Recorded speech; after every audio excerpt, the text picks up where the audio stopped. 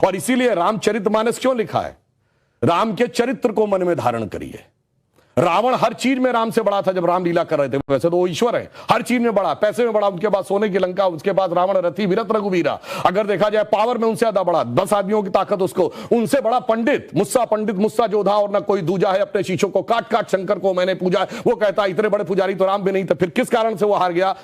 चरित्र में राम बड़े थे। इसीलिए तुलसी ने कहा रामचरितमानस। और चरित्र की याद दिलाएगा यह मंदिर, जो सिर्फ भारत के लिए नहीं पूरी मानवता के लिए श्रेष्ठतम मानवीय मूल्यों का प्रतीक होगा। इसलिए 21वीं सदी का महान भारत बगैर राम मंदिर के संभव नहीं था। इसीलिए अमृत काल के उषा काल में राम मंदिर उभर के सामने आ रहा है।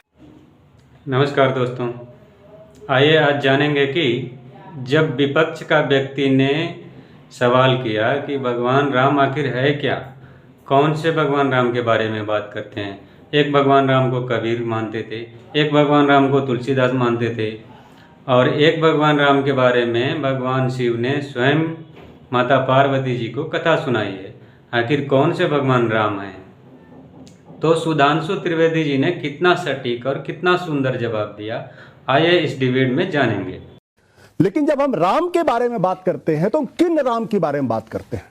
वो जो कबीर के राम है, जो कहते हैं मैं तो राम की बहुरिया हूं, ये कबीर कहते हैं। कबीर ये भी कहते हैं निर्गुण राम जपहु रे भाई, अवगत की गति लखी न जाई।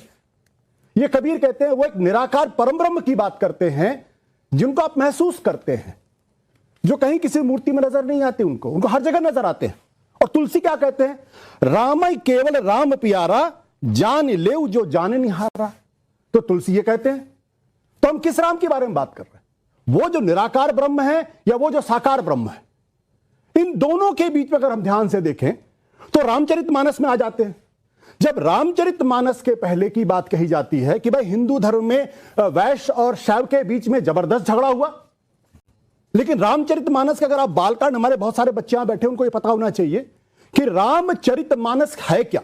आप किसी भी बीजेपी वाले से पूछे नहीं बता पाएंगे। वो रामचरितमानस दरअसल भगवान शिव के मानस में राम की कथा, यह है रामचरितमानस का अर्थ। और भगवान शिव माता पार्वती को पूरी कहानी बताते हैं। जब माता पार्वती कहती है मुझे भगवान राम के बारे में बताइए, तो वह कहते हैं पार्वती जो तुमने कहा वो तो दुनिया का परम कल्याण है। तो वो कहते हैं भगवान शिव पार्वती को राम की कथा कहते हैं, तो वो तो शैव और वैष्णव दोनों को जोड़ देते हैं, वहां से वो लड़ाई खत्म हो जाती। और ये राम की जो कथा चार घाटों पर कथा कही जाती है। एक पे भगवान शिव पार्वती को बताते हैं, दूसरे पे याज्ञवल्क्य भारद्वाज को बताते हैं, तीसरे पे काकभुषुंडी कौवों को बताते हैं, और चौथे पे खुद तुलसीदास इसका पाठ करते हैं। अब प्रश्न ये उठता है, जब राम ऐसे हैं कि जिनकी कथा खुद भगवान शिव कहते हैं, तो बीजेपी कहते हैं राम सिर्फ मेरे हैं, और जो कहेगा कि राम कबीर वाले हैं हम उनको नहीं मानते। मैं अयोध्या के पास का रहने वाला हूं, वहां पे बचपन में सिखाया गया जय सिया राम। भगवान राम बिना सीता के माना ही नहीं गया हमारी परंपरा में। ये कहते हैं जय श्री राम। मुझे जय श्री राम में कोई दिक्कत नहीं है। हम बचपन में थे तो लोग कहते, जो हिंदू हो मुसलमान राम राम कहते थे, राम राम कहते थे। आपने उसको पॉलिटिकल किया, क्योंकि तब आपकी जमीन जब पूरी तरीके से खत्म हो गई, जब लगा कि हिंदुस्तान की राजनीति से बीजेपी का सफाया हो जाएगा, तब आप हुए। शीतला प्रसाद सिंह ने किताब लिखी है, जो अयोध्या के रहने वाले बड़े पत्रकार हैं, वो आप उनको लेफ्टिस्ट के लिए राइटिस्ट के लिए, उन्होंने एक प्रसंग का उदाहरण किया है कि जब ये बातचीत चल रही थी कि राम मंदिर का कैसे निपटारा हो, तो एक सोल्यूशन आया।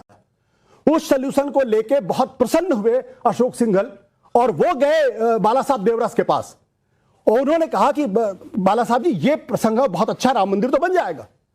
बाला साहब देवरस ने अशोक सिंघल को डांट लगाई, बोले क्या बेवकूफी की बात करते हो।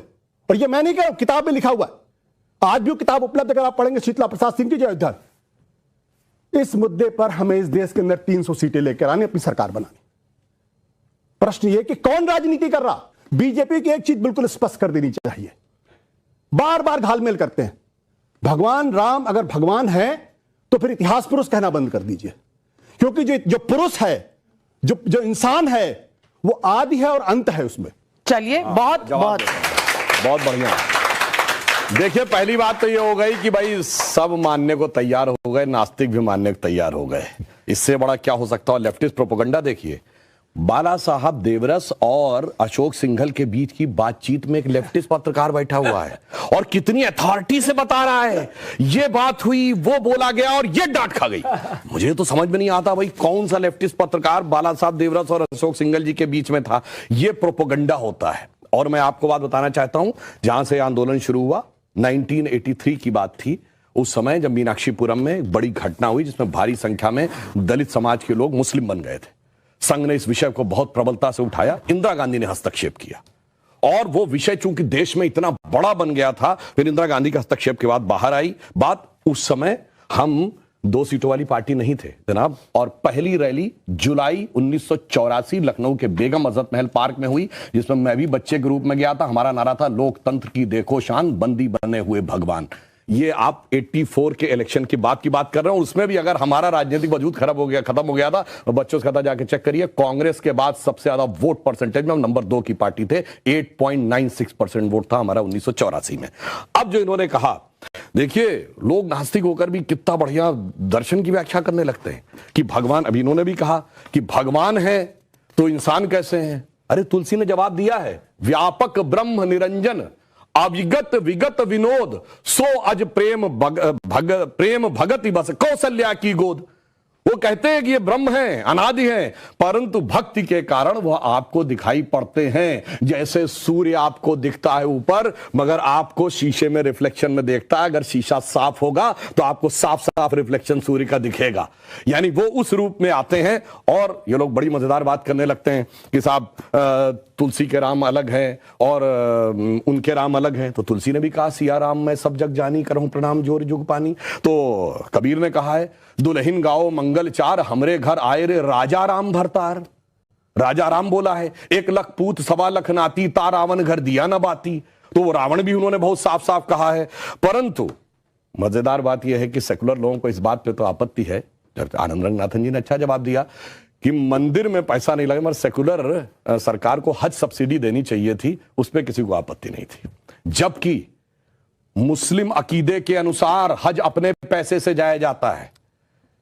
रुको जरा, सबर करो। ऐसे नहीं। मजे की बात, हमने कभी नहीं कहा हम मंदिर बनवाएंगे, हमने कहा मंदिर का मार्ग प्रशस्त करेंगे। मुलायम सिंह ने कहा मस्जिद बनवाएंगे। और इन्हीं के नेता वकील का चोला ओढ़कर, हमने चुनाव से नहीं जोड़ा। याद करिए, बाबरी मस्जिद एक्शन कमेटी का वकील बनकर किसने कहा था, 2019 के बाद इसको जजमेंट को ले जाइए, वरना इसका राजनीतिक लाभ मिलेगा। तो राजनीति करने का जो सारा का सारा वो बात है। और अंत में एक बात और कह दूं, क्यों आवश्यक है? इसलिए आवश्यक है, ये राम मंदिर बन के जानते क्या संदेश देगा? दुनिया का इतिहास भरा पड़ा है कि भाई भाई की गर्दन काट के गद्दी पे बैठा, बेटा बाप को मार के गद्दी पे बैठा। यह दुनिया को एक संदेश देगा कि एक ऐसा भी महापुरुष है, एक ऐसे भी भगवान है, एक ऐसी महान संस्कृति है जहां पिता के एक वचन के लिए संपूर्ण राज्य छोड़कर बेटा जंगल में चला जाता है। जहां जिसको राज मिलने वाला होता है वो खड़ाऊ रख के शासन करने लगता है, दूसरा भाई जंगल में चला जाता है। यह संदेश देगा। और मैं एक बात और कहना चाहता हूं, जो आपने कहा राम शब्द का अर्थ जानते क्या है? रम धातु से बना है। जैसे आपने हिंदी में और संस्कृत में शब्द सुना होगा, रमणीक स्थान, रमता जोगी, यानी जिसमें चीज सेटल हो। राम शब्द का संस्कृत में अर्थ है रमन्ते इति रामः, अर्थात वह एलिमेंट जिसमें संपूर्ण संसार सेटल्ड है। और वो एलिमेंट का संघर्ष किससे है? दशानन से, 10 मुख वाले रावण से, उसकी 10 इंद्रियों की बहिर्मुखी पिपासा से। और राम उत्पन्न कैसे होंगे? राम के पिता क्या नाम है? दशरथ। तो 10 इंद्रियों को रखेंगे तब भगवान, तब डिवाइन एलिमेंट आपके अंदर उत्पन्न होगा। Extrovert tendency of all the 10 senses को डिस्ट्रॉय करेगा और धर्म स्थापित होगा। जब ये कहने लगते हैं ये राम वो राम, तो मुझे जानते क्या नजर आता है? तो बच्चों को एलिमेंट्री पढ़ाया जाता है 1 2 3, फिर आगे जाके वो फ्यूचर में एमएससी मैथमेटिक्स भी करता है, बैलिस्टिक इक्वेशन भी बताता है। पर ये कहेंगे नहीं वो बैलिस्टिक इक्वेशन है, तो फिर तो 1 2 नहीं पढ़ाना चाहिए, क्योंकि वो तो अलग है। मैं पहले भी उदाहरण दे चुका हूं। 4 - 3 = 1 होता है। आप सब ने जब क्लास 2nd 3rd में एडिशन सब्ट्रैक्शन सीखा, अगर आप 3 - 4 कर दें, टीचर डांट देती थी। बेवकूफ ये नहीं पता कि 3 - 4 नहीं हो सकता, पर 3 - 4 होता है -1। ये बताएंगे -1 का स्क्वायर रूट होता है i, जो सारी बैलिस्टिक इक्वेशंस का मेन अंग। तो उस लेवल पे पहुंचिए तो समझ में आएगा जिसको आप कह रहे हैं बचकाना है, वो कितना आलिशान है, ये जाके समझ में आएगा। डॉक्टर कलाम से पूछिए तो -1 के स्क्वायर रूट का अंतर समझ में आएगा। तो राम की कथा बहुत गहरी है और इसीलिए रामचरितमानस क्यों लिखा है? राम के चरित्र को मन में धारण करिए। रावण हर चीज में राम से बड़ा था जब राम लीला कर रहे थे। वैसे तो वो ईश्वर है, हर चीज में बड़ा, पैसे में बड़ा, उनके पास सोने की लंका, उसके पास रावण रथी वीरत रघुवीरा। अगर देखा जाए पावर में उनसे ज्यादा बड़ा, 10 आदमियों की ताकत उसको, उनसे बड़ा पंडित मुस्सा जोधा और ना कोई दूजा है। अपने शीशों को काट काट शंकर को मैंने पूजा। वो कहता इतने बड़े पुजारी तो राम भी नहीं थे। फिर किस कारण से वो हार गया? चरित्र में राम बड़े थे। इसीलिए तुलसी ने कहा रामचरितमानस। और चरित्र की याद दिलाएगा यह मंदिर, जो सिर्फ भारत के लिए नहीं, पूरी मानवता के लिए श्रेष्ठतम मानवीय मूल्यों का प्रतीक होगा। इसलिए 21वीं सदी का महान भारत बगैर राम मंदिर के संभव नहीं था। इसीलिए अमृत काल के उषा काल में राम मंदिर उभर के सामने आ रहा है। बहुत तो देखा आप लोगों ने, सुधांशु त्रिवेदी जी ने कितना सुंदर और कितना सटीक जवाब दिया कि इस व्यक्ति का बोलते ही बंद हो गया, उसके आगे इसको कुछ जवाब ही नहीं आया। तो अगर आप लोगों को डिबेट अच्छा लगा तो चैनल को सब्सक्राइब कर दीजिएगा, वीडियो को लाइक कर दीजिएगा। ऐसा ही वीडियो के लिए आप लोग हमारे साथ बने रहिए। धन्यवाद।